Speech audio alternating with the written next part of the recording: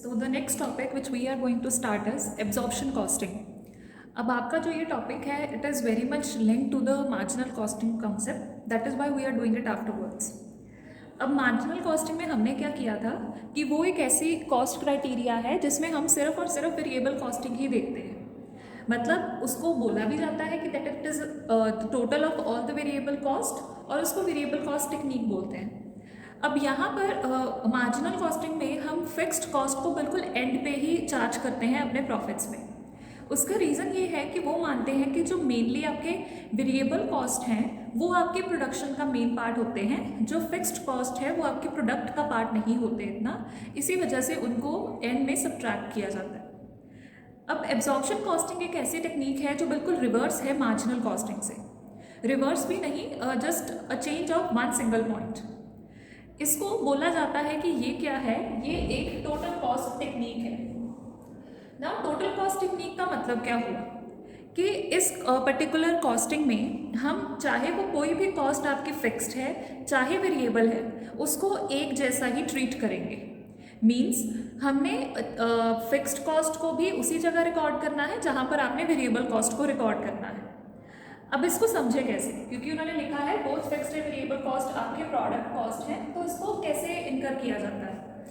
हमने जब cost sheet का चैप्टर स्टार्ट किया था तब सबसे पहले हम एक कॉस्ट शीट बनाते थे.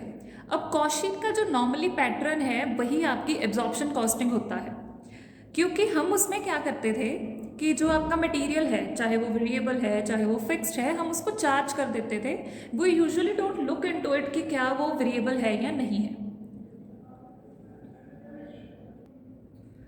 What we used to do, हम कॉस्ट शीट जब भी बनाते थे इन दैट केस हम क्या करते थे, हमारा जितना भी डायरेक्ट मटेरियल है हम उसको नॉर्मली रिकॉर्ड कर देते थे, या जितना भी आपका डायरेक्ट लेबर है उसकी टोटल वैल्यू ही रिकॉर्ड करते थे.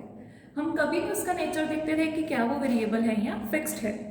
बट जब हमने मार्जिनल कॉस्टिंग की, मार्जिनल कॉस्टिंग के अंदर हमने जो इनकम स्टेटमेंट बनाई उसके अंदर हमने क्या किया, हम मटीरियल को रिकॉर्ड तो करेंगे, जो आपका डायरेक्ट मटीरियल है या डायरेक्ट मटीरियल तो लेबर है उसको रिकॉर्ड करेंगे, बट उसी वैल्यू को रिकॉर्ड करेंगे जो वेरिएबल है. इनका जो फिक्स्ड पार्ट है उसको बिल्कुल एंड पे रिकॉर्ड किया जाता है. अब एब्जॉर्प्शन कॉस्टिंग और मार्जिनल कॉस्टिंग में सिर्फ इतना ही डिफरेंस है, हम यहाँ पर वेरिएबल और फिक्स्ड कोई भी ऐसी डिफ्रेंसिएशन नहीं करेंगे. हम क्या देखेंगे कि वो एक मटेरियल का खर्चा है, we will record it as it is. वो एक लेबर का खर्चा है, we will record it as it is. अगर आपकी कोई भी ऐसी डिफ्रेंसिएशन आती भी है आपको उसको जस्ट मेंशन ज़रूर करना है, हमने लिखना ज़रूर है, बट उसकी पोस्टिंग अलग अलग नहीं करनी है. अब इसके अंदर भी आपकी एक इनकम स्टेटमेंट बनाई जाती है, जैसा हमने प्रीवियस लेक्चर्स में किया था मार्जिनल कॉस्टिंग के अंदर. इन the same manner absorption costing के अंदर भी आपकी एक इनकम स्टेटमेंट बनाई जाती है, उसका भी एक पैटर्न रहता है, and that pattern is very much similar to the concept which you have done in your cost sheet. So this is the format of absorption costing. हमारे पास अगेन दो कॉलम्स बनाए जाएंगे, एक कॉलम होगा आपका पर्टिकुलर्स का और एक कॉलम आप बनाओगे अमाउंट का.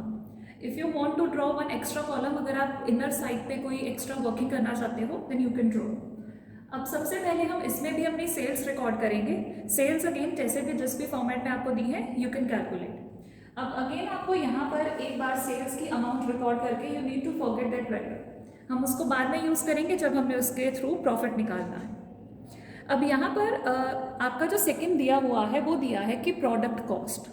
मैंने आपको एब्जॉर्प्शन कॉस्टिंग का मीनिंग भी बताया था कि इसमें माना जाता है आपकी जो भी फिक्स्ड कॉस्ट है जो भी वेरिएबल कॉस्ट है वो सारी सेम कॉस्ट है और सभी को एक ही नाम दिया जाता है प्रोडक्ट कॉस्ट का. तो इसमें हम डायरेक्ट मटेरियल, डायरेक्ट लेबर और जो फैक्ट्री ओवरहेड्स है, मतलब प्रोडक्ट को प्रोड्यूस करने में जो एक्चुअल खर्चा हुआ है हम उनको रिकॉर्ड करेंगे, चाहे वो वेरिएबल है चाहे वो फिक्स्ड है. अब इन तीनों को आप रिकॉर्ड करोगे आइदर इन इंटरनल कॉलम और इन एक्सटर्नल कॉलम. इनका जो भी टोटल आता है उसको बोला जाता है कॉस्ट ऑफ प्रोडक्शन या cost of goods produced, in the same manner जैसा हमने प्रीवियसली किया हुआ है. अब कॉस्ट ऑफ गुड्स प्रोड्यूस्ड में अगेन आपका opening stock of finish goods को ऐड किया जाता है और जो closing stock of finish goods होता है उसको सब्ट्रैक्ट किया जाता है.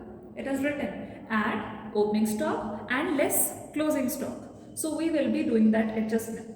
अगेन रीज़न वही है, जो चीज़ आप इस साल बेच रहे हो उसकी कॉस्ट भी आप इसी साल ऐड करोगे, और जिस क्लोजिंग स्टॉक को आप नेक्स्ट ईयर बेचोगे उसकी कॉस्ट भी आप नेक्स्ट ईयर ही ऐड करोगे। तो इन दोनों की एडजस्टमेंट करने के बाद, एडजस्टमेंट करनी किसमें है, कॉस्ट ऑफ प्रोडक्शन में। कॉस्ट ऑफ प्रोडक्शन आई कैसे, इन तीनों को ऐड करके। So we are here having cost of production. We will add this part, we will subtract this part, और उसको बोला जाता है cost of goods sold. मतलब प्रोडक्ट्स को बेचने की जो कॉस्ट आती है, कॉस्ट ऑफ गुड्स सोल्ड। अब इसमें आपके एक नॉर्मल एक एक्स्ट्रा एडजस्टमेंट है जो कई बार हमें क्वेश्चन में करनी पड़ सकती है। That is why I have mention that particular adjustment under or over absorption of fixed manufacturing overhead, this part. अब इसका मतलब क्या है, कई बार क्वेश्चन में आपको बताया जा सकता है कि हमारे कुछ मैन्युफैक्चरिंग ओवरहेड्स फिक्स नेचर के थे, हमने या तो उनको कम रिकॉर्ड किया है या फिर हमने उनको ज़्यादा रिकॉर्ड कर दिया। कम रिकॉर्ड करने का मतलब हमने अपनी कॉस्ट को कम रिकॉर्ड किया था तो हम उसको ऐड कर देंगे। ज़्यादा रिकॉर्ड करने का मतलब हमने कॉस्ट ज़्यादा डाल दी है बट एक्चुअल में थी नहीं, तो अब हम उस एक्स्ट्रा पार्ट को माइनस कर देंगे। तो उस चीज़ को आपको एडजस्ट करने की ज़रूरत पड़ सकती है। So you will be adjusting those things here only, under or over absorption of fixed manufacturing overheads. अगर आपका अंडर का पार्ट है, if you are here under में हम करेंगे ऐड, और अगर हमारा ओवर एब्जॉर्प्शन का पार्ट है तो हम उसमें वहाँ पे सब्ट्रैक्ट कर देंगे। अब उसके बाद आपका सारा पार्ट सिंपल है, हमारे पास सेलिंग, डिस्ट्रीब्यूशन या फिर एडमिनिस्ट्रेटिव ओवरहेड्स है। Just a minute, here are administrative overheads. अगर आपके कोई भी हैं, चाहे फिक्स्ड चाहे वेरिएबल, इट हार्डली मैटर्स, आपको सारे के सारे सेलिंग, डिस्ट्रीब्यूशन, एडमिनिस्ट्रेटिव ओवरहेड्स यहाँ पर ऐड करने हैं, और ऐड करने के बाद हमारी टोटल कॉस्ट आ जाएगी। अब ये जो टोटल कॉस्ट है इसको आप कंपेयर करोगे फिगर ऑफ सेल्स के साथ, जो आपने बिल्कुल स्टार्टिंग में लिखा हुआ है। स्टार्टिंग में हमने उस वैल्यू को इग्नोर कर दिया था, but now you need to compare the total cost with the sales value, और वहाँ से आपका प्रॉफिट या फिर लॉस आएगा। अगर तो sales minus total cost positive value है तो आपका वो प्रॉफिट है, अगर वो एक नेगेटिव वैल्यू है तो हम उसको लॉस बोल देते हैं। सो this is the format of absorption costing. आपका सिर्फ एक डिफरेंस है दोनों कॉस्टिंग में, मार्जिनल और एब्जॉर्प्शन कॉस्टिंग में। अब यहाँ पर एक तो प्रैक्टिकल क्वेश्चन होता है इसका, that we will be solving.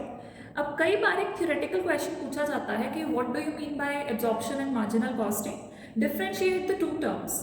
तो उसका एक थ्योरेटिकल 15 मार्कर और 5 मार्कर का क्वेश्चन बनता है। Prepare that topic, I will also provide notes to your classroom. Thank you.